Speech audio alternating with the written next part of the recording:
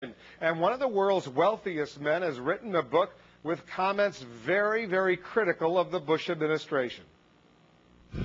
Let's talk about your new book, The Age of Fallibility, Consequences of the War on Terror. I want to read to you a quote that sort of startled me, I'm sure a lot of your readers, once they read it.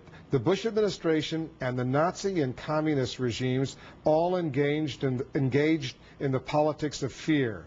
Indeed, the Bush administration has been able to improve on the technique used by the Nazi and communist propaganda machines by drawing on the innovations of the advertising and marketing industries. Now, when a lot of people hear comparisons between President Bush and Nazis and communists, they're going to say, George Soros, you've gone over the top.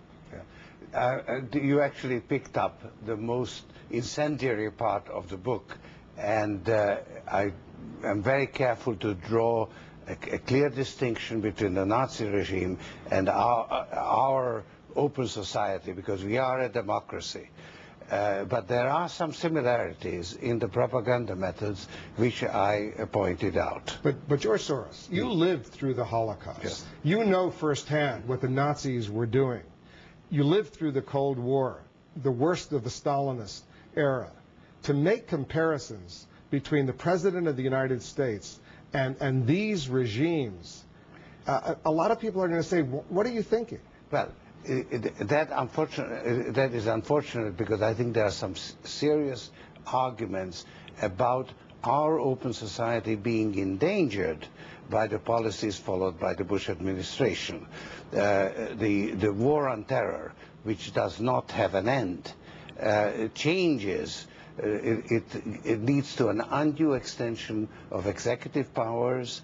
It has stifled debate, criticizing the president. This is considered unpatriotic.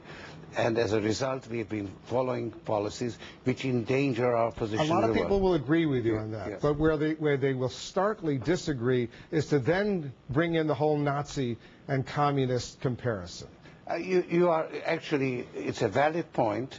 And maybe I did go over the line, but I think that on the whole, my assessment is a balanced one.